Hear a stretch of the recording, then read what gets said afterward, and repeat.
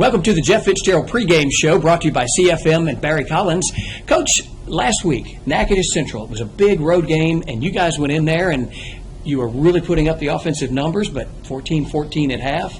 It all came down to the second half, so kind of take us through the game and your thoughts throughout each quarter. Well, they definitely nickeled and dimed us to death, it felt like, defensively. And our kids were playing hard, but it's assignment football, and those guys, they were running the veer and running a little midline and some belly. And so it's like one guy would make a mistake, and then another guy would think, well, I'll just fix his mistake. Next thing you know, you got two guys out of position. And they didn't hit us on any big plays to speak of. I mean, it was 3 and 4 yards and 5 yards, 3 yards, and just constantly moving the chains. And at the same time, man, they controlled the clock and did a good job watching the play clock before they snapped the ball. And so made it very tough defensively to get off the field. And then when we did get off the field offensively, man, they had rattled off so much time on the clock it didn't give us much of an opportunity, which we didn't show that we really needed it. I mean, we scored the second play from scrimmage to start the game off, and then we scored pretty rapidly thereafter and had some big plays that didn't go in our favor at the end of it, with the ground causing the fumble and then them giving them the football. Right. On the 20. Kind of a weird deal. Really wasn't real sure, but that could have been a turning point in the game where we, just blasted them because it happened so fast. And that was definitely a momentum changer at that point in time. And then they took it and scored, and then we scored right there at the half. But, thankfully we stepped up our special teams play last week, and Guy and Desmond had a big return on a kickoff or kickoff return. And so, and then we had some big punts out of Kajak, and it was a well put together ball plan that we had on both sides of the ball. It just comes down to execution and defensively being extremely disciplined, knowing that you may not make very many tackles as a player, but it's just that one tackle that you make or don't make that'll cost you a ball game at that point in time. But man, we stepped up in the fourth quarter. Guys were disciplined, made a stop, and we had to make a stop, made two stops actually, and then offense got the ball back and capitalized on it. Let's talk about adjustments. We hear a lot about halftime adjustments. When you guys go in the locker room, we talked about that Sky Coach system that you guys use throughout the game.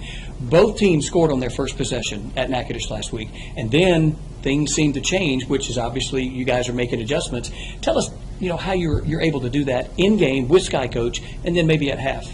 Well, definitely throughout the course of the game, it's huge, especially when you're playing a team like this. Then you can look at who did what, because a lot of times you'll come off and the guy you'll ask him, well, you're responsible for the dive. Right. Well, I took dive, Coach. Not according to the video. Yeah. Well, let's go look at it. And so you go look at it and you see, man, you didn't squeeze. Right. You were up the field. And they look at it and their eyes get big and they're like, I've been busted, kind of deal. Or you ask them, who's got quarterback, and the linebacker says, I got him. I got him. And you go look, and no, you didn't. Yeah. So it's huge in a game like that. And then at half, it's the same way. We're able to go back and look at the entire first half and make changes that need to be made. And a lot of times, it's not really an adjustment to what you're doing, but an adjustment to what you're not doing. And so if a person's out of their gap or maybe making the wrong block or something like that, the Sky Coach allows you to see those errors and correct them as you go along. So a lot of times there's not a lot of adjustments that are made other than just showing errors and making changes to those errors and going back to doing it right. Let's look at the adjustments from Scotlandville to Natchitoches special teams. There's a big difference from what happened 2 weeks ago versus what happened last week at Natchitoches. I know you work on it during practice each week long. Is it was Scotlandville just a bad week, or did some things change for this past week? Well, when you play a big team like that, a great team like that, they're going to reveal your weaknesses that you have. And we were able to run down and make plays by doing things, I won't say halfway, but we would give great effort running down the field on kickoff. But instead of avoiding to the butt side, we had avoided front side. And when you have a team like Scotlandville that had a phenomenal returner, I mean, they had two guys that could take it to the house at any moment. When you go against a team like that, then they reveal those weaknesses to you, and you have to understand that you have to do it perfect to be able to beat them. And we actually did a very good job the other night on kickoff. And then kickoff return, a lot of that comes down to timing. and understanding of who you were supposed to block. Right. We simplified what we were trying to do, and the guys responded well to it and took care of their assignment and did a good job of it. It showed, we had a couple of big returns. So. And you got your first district win, which is, the second part of the season. So district-wise, you're 1-0, getting ready for tonight's game. But in the locker room after the game, how did that feel to be 1-0? Oh, man, it feels great. I mean, anytime you get a win on the road, in district, in the district that we're in, man, it's tough. It's really tough because everybody's hungry and everybody feels like that they can beat anybody. And it was their homecoming, so they amped it up a little bit more. We're playing a little bit harder, and we didn't know it was their homecoming until we got there. Mm-hmm. And, and then at the same time, when you pick somebody for homecoming, it's almost kind of a slap in their face a little bit. We talked about it on the radio. Our guys responded well to it, and it was definitely some adversity that took place early in the game, and we were able to fight through it, never gave up, never lost hope. I've been around teams before that may panic or, just kind of get beside themselves and everybody looking all crazy and out of control. But, man, we never lost our cool. We showed a lot of composure and just kept coming back. I mean, we fumbled on the fourth down. Nobody in that stadium felt worse than Desmond Jones. Nobody. And that kid fought hard to get that fourth down. And he got it, but we fumbled the ball. And, he got up and he looked at me and says, Coach, the defense is going to make the stop. Never panicked, never lost control. He trusted his team. Trusted his teammates. The guys went out and made the stop, and then he makes the catch to win the game. An incredible catch in double coverage. Huge catch. So, those things like that, whenever you can show composure and show good character, that's huge on the team. And that makes me, as a coach, feel great. I mean, I get more enjoyment out of watching kids do things right and going about things the right way and showing composure and character and good qualities than I do anything else. We'll talk about those Ash Trojans coming to town tonight. It's the Jeff Fitzgerald pregame show brought to you by RE/MAX Realtors, Schlegel McGuffey.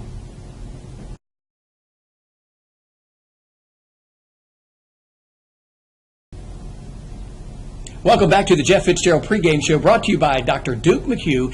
Coach, it's homecoming. Coach, it's district game number 2. And these Ash Trojans are not the same team we've been talking about. First of all, let's talk about homecoming. Big week. There's a lot of people coming back into town. Had a great response this week so far as people buying tickets and setting up their tailgate areas and things like that. So it should be a great night tonight as far as the atmosphere and when people coming back into town should have a great fan support. The Trojans, the Lions have beat the Trojans, pretty soundly in the past few years. Some of the stats that we've been looking at is they average 15.7 points a game up until this year. Enter offensive coordinator Thomas Bachman, and now they're averaging 50.7 a game. That is that's a 5-touchdown turnaround. Is it all the offensive coordinator? Is it the senior leadership? What's the difference in this year's Ash team from previous years? I think it's definitely a combination of both. They're led by quarterback Matthew Beck, who I believe was Rapides Parish Student of the Week or Student of the Month just about a week or so ago. So you're looking at a guy he's a 4.0 student. He's a high character young man. I remember as a freshman, you would have thought that kid as a freshman, you'd have thought he was a junior or senior. Just the way he carries himself. Great leadership ability. And then they have some other guys there that Kyle Smith, the little running back, that's a great little player. And they've got some receivers that are getting the job done. But I think probably it's a 50-50 deal, with the quarterback's leadership and then with Coach Bachman's ability to coach an offense and his ability to put numbers on the board in the past. He brings in an excitement to that school that was much needed. And then those kids have responded very well to it, and they played with tremendous confidence in all the games leading up to this point. And so they're a very, very good football team. And, I do think that the combination of senior leadership and Coach Bachman's leadership offensively has led to a lot of their success. Beck is 6'6" and is a tall quarterback. We've watched left-handed quarterbacks the last 2 weeks. Now we're looking at this basketball player, basically, who can see anything. He's got 1,530 yards on the year already, and they're averaging 120, 130 yards in rushing. So paint a picture of the Ash offense for us. How are they going to line up, and where do they do most of their damage? And they're going to be a lot of four wides. They'll do some three wide stuff with a H back in the backfield, but they're still slinging it. They like that quick game, three-step stuff. That takes a lot of pressure off the quarterback. It's hard to get a rush when they're going three-step. They'll throw those screens in there, which makes it even tougher. Right. Kind of puts you on your heels. If you bring the house and play man, then you're susceptible to the big play. So they're going to sling it around, but I think it's their spread offense, that their throwing ability, that opens up the run that they've had with Kyle Smith and Octavius Doherty. Those guys have done a great job of carrying the football for them, and they do a great job of protecting the football. Matthews, he's a very good quarterback, but he does not try to force throws. He does not take unnecessary chances.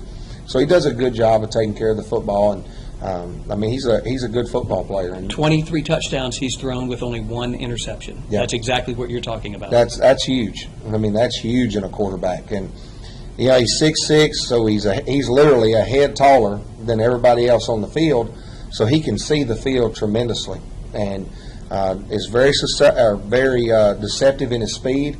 So he can run a lot better than you think he can, and he does a good job of managing that offense. With a quick strike, high-scoring team, how do you handle the other side, your offense? What are your plans as far as how to keep that offense off the field? We're going to just do what we do, and we're going to mix in our runs with our throws, and Devion and Desmond will, they carry a lot of our load. Those two guys do, and then Gabe Lewis always finds a way to grind out some yards and have a big game, and then Jalen Payne, or whether it's him or it's Clark, Hogg, those guys. There's usually a couple other guys that'll step up from time to time, and somebody has stepped up in every game. And we're going to focus on doing what we do offensively, and not trying to do anything else, not try to do anything spectacular, but just continue doing what we're doing, because our kids are confident, they're comfortable in what we're doing, and we'll just see how the flow of the game takes us. What about special teams from Ash? What do they like to do? And also their defense. What kind of defense do they run? We're very similar in special teams and defense. Okay. And special teams, their punt formation is the shield punt or the elephant punt, whatever you want to call it now, is identical to ours. They'll run the gate on the extra points and muddle huddle. So we look very, very similar in those things. Their kickoff return is the exact same kickoff return that we do. And then defensively, they look a lot like us. Their defensive coordinator, Coach Alexander, was cut from the same mold that Coach Taylor was cut from. Basically the system that we run is trickled down from Pat Collins from 1987 at Northeast Louisiana, now ULM. And so it's trickled down, and it's evolved a lot since then, but it still comes from the same basic place. And he learned from his dad, who learned under Coach Collins. Right. And so it's the same basic 4-2-5 base. They will mix in a three-man front from time to time, and so it's very, very similar football. Brag on your defense just a moment here. B.J. Hollis, still your leading tackler. Noah Abney is your leader in tackles for loss and for sacks and things like that. You've got so many guys defensively that are just really, really making big plays for you. Well, those guys are doing things right. They're being coachable, and they're playing within the defensive scheme. And when you do that, those plays are going to occur. And both those guys, B.J. Hollis, great young man to coach, student of the game, and goes out and does exactly what he's been coached to do over and over and over. When you grade out film, I don't think the dude ever makes a mistake. When you look at it, and that's come along. He's been a 3-year starter, and so him coming along he just does things right. It's just like walking and chewing bubble gum for him. It's no difference. It's just what he does.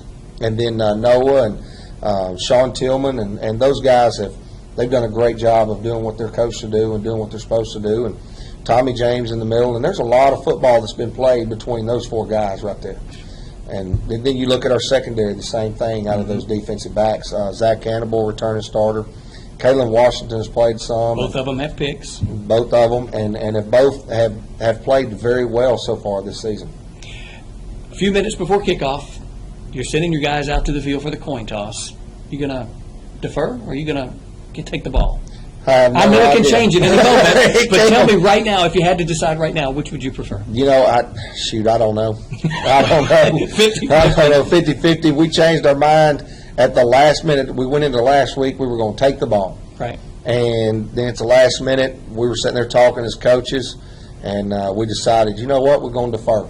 And they win the coin toss. And they win the coin toss and give us the ball, and we went at it anyway. So I don't know. You know, there's times where I think it's best to defer and get the ball in the second half, but I really don't know. So there's no art or science to it. And there's not. I'd like to see some statistics if somebody thinks that they have them. But you know, Ash, they're gonna run a hurry up tempo offense, or at least they've shown to, and so we're going to get a ton of possessions, and so we'll just see what happens. Best of luck in tonight's game. Thank you. You've been tuned in to the Jeff Fitzgerald pregame show, brought to you by Chick-fil-A.